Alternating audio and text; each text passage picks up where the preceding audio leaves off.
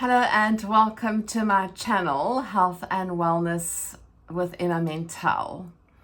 Thank you for watching. Please subscribe, please share, and also please comment if you have any questions, if these stories that I tell and the recommendations that I make resonate for you, and also if you're finding it helpful. Today I wanted to go back to a topic that I recently made a video on. That was the 5R gut restoration program, and I wanted just to talk briefly about the gut, the digestive tract, and gluten.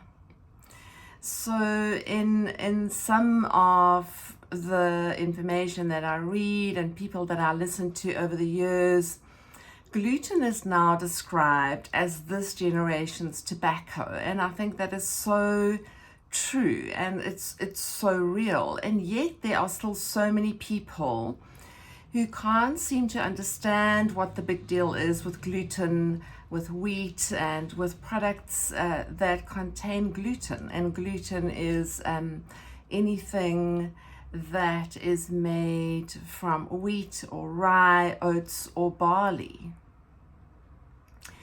Now, I think if we had to ask our grandparents what their bread used to be like, it'll be a completely different food compared to what bread looks like today, in most Western countries at least.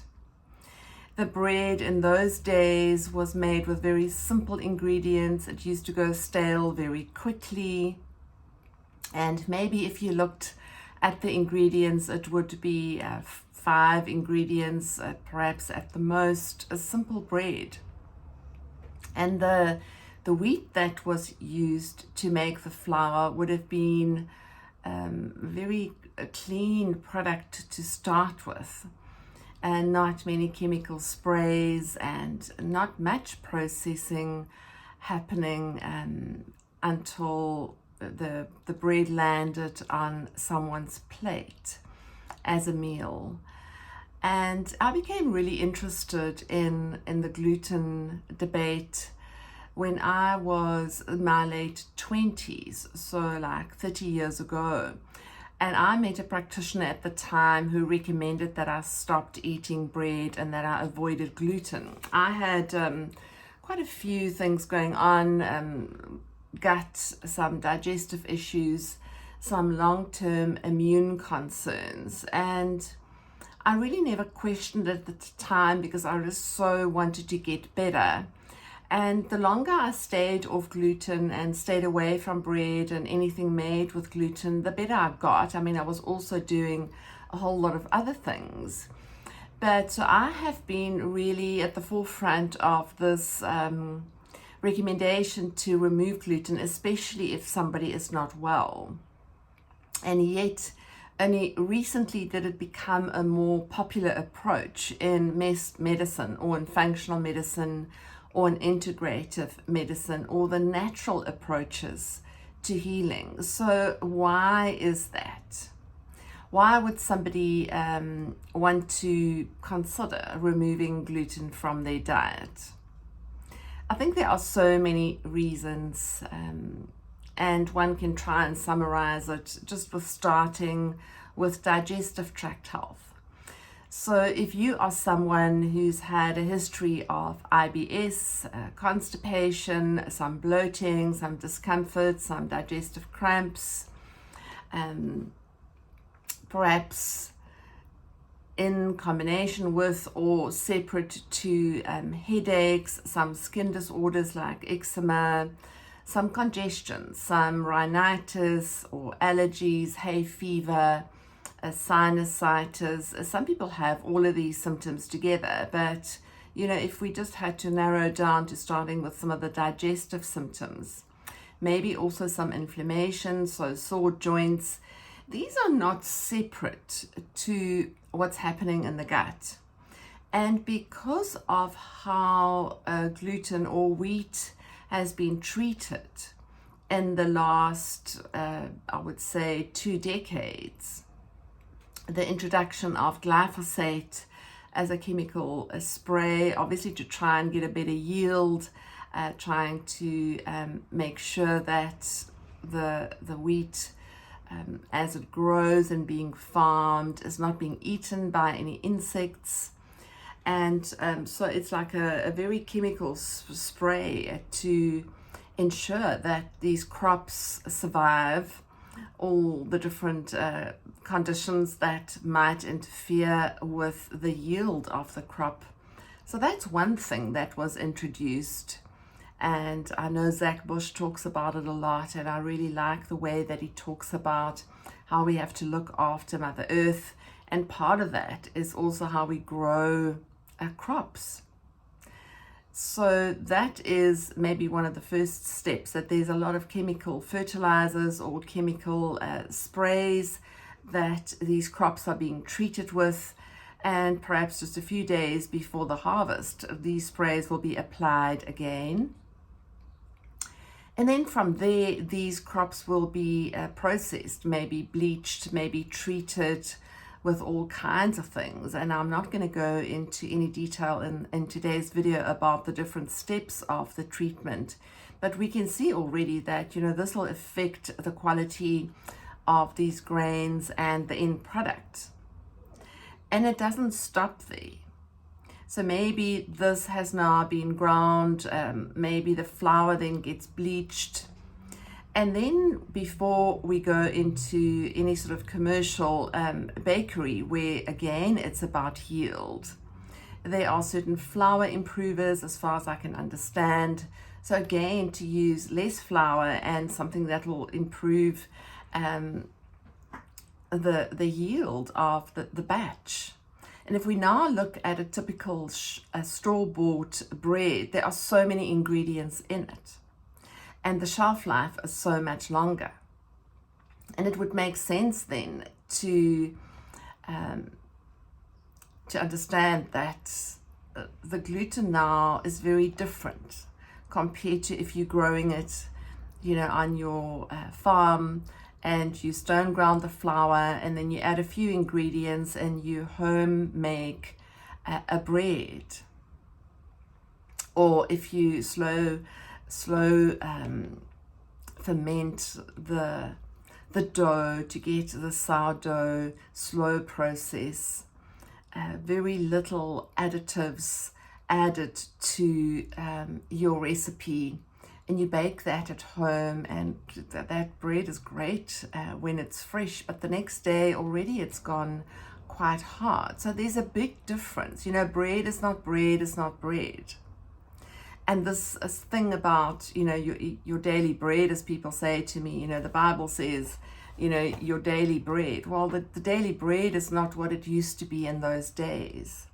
And so it's really affecting people very differently compared to how it used to perhaps affect people.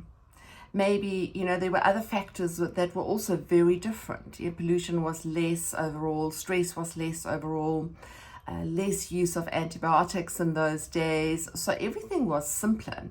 And maybe the digestive tract didn't find it so difficult to digest this. Now we're seeing something very different, very much the perfect storm kind of scenario. And I think we've got to consider this as something really significant, especially if you're sitting with chronic health conditions, especially if you're sitting with chronic digestive concerns, especially if you are suffering with headaches and congestion and your joints feel really inflamed, or especially if you have autoimmune conditions. I think one of the best things that you can do, one of the most beneficial things that you can do, is to start removing certain foods from your diet.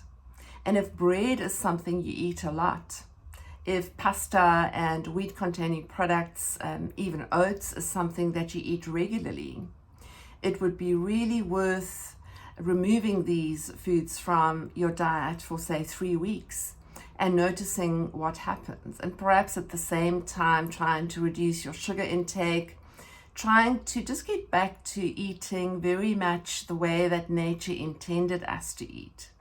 less processed foods, less packets, less boxes and tins, and maybe seeing if you can find a place where you can buy organic produce, maybe trying to see if you can find a farmer where you can get free-range eggs, or find a store. I'm very lucky here. There are stores around where I can buy free-range eggs, where I can also buy meat and chicken that is hormone-free and free-range.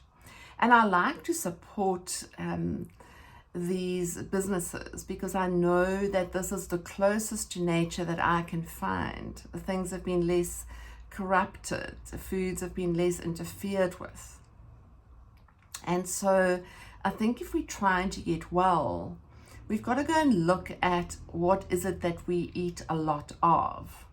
If you are struggling with a long-term health condition, whether it's been in your family or not, a good place to start would be to start avoiding these regular foods, especially if you're somebody who eats cereal in the morning, sandwiches and biscuits, and lots of pasta, maybe baked goods, and just to notice what happens.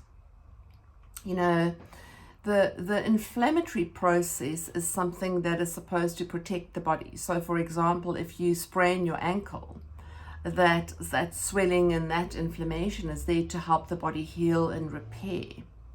But you're not going to sprain your ankle every day, twice a day or 3 times a day for weeks and months, because then that inflammation becomes chronic. And now you're starting to, you really have something that doesn't clear that easily. And the same happens in your digestive tract. If you keep eating foods that cause inflammation, especially if you're having the inflammatory oils, the canola oil, the margarine, sunflower oil, highly processed foods, and you're eating gluten, you're eating bread a lot, and perhaps you're eating a lot of sugar, and perhaps you've been on a lot of medication, maybe you've been on several courses of antibiotics over the years. Now your digestive tract is really sensitive.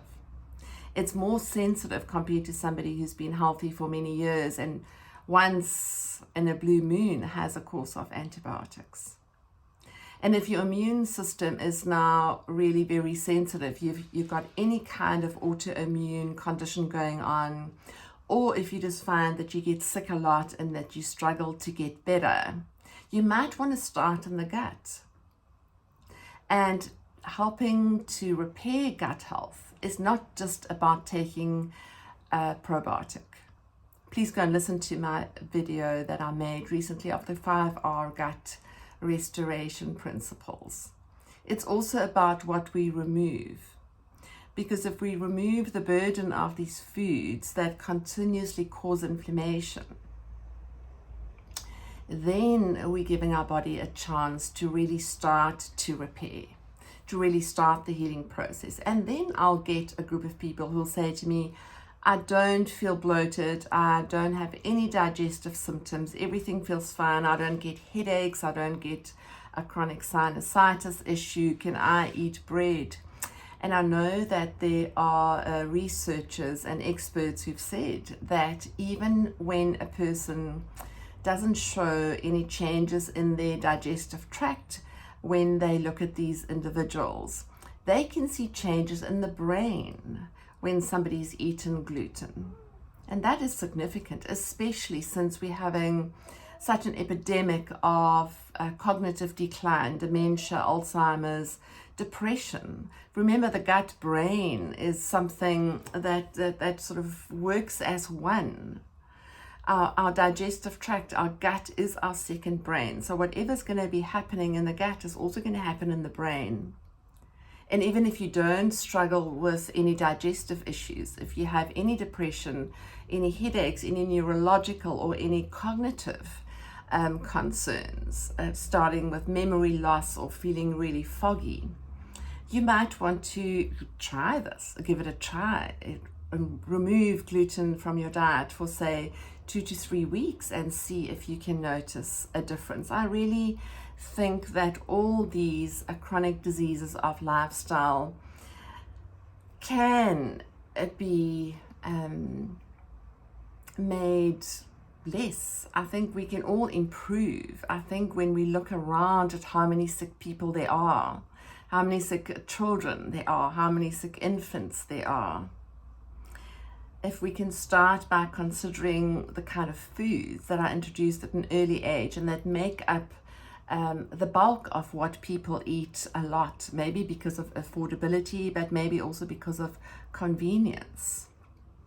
If you want to feel better, you're going to have to start making some changes.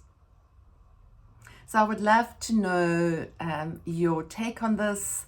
Please comment, please share, and please know that I wouldn't be making any claims that I feel were unsubstantiated. There are many researchers in the field of natural health and well-being who have done extensive research on gluten and on the digestive tract. And if you want to go and listen to Dr. Zach Bush and some of the others that talk about this epidemic of chronic lifestyle diseases that are driven by these inflammatory foods that people consume, you might get to hear some different perspectives. But it's always worth trying. It's always worth changing something if you feel like your health is not amazing, if you don't feel when you get up in the morning that you feel fantastic, if you're struggling with focus and concentration and a lot of brain fog, and especially if your digestive tract has been struggling for many years. We can change, and small changes sometimes in our daily habits and choices can make a big difference in the long run. It's not a quick fix, but it certainly starts to yield results fairly quickly, usually within days and a few weeks. Thank you for watching, and please share, please comment, please subscribe.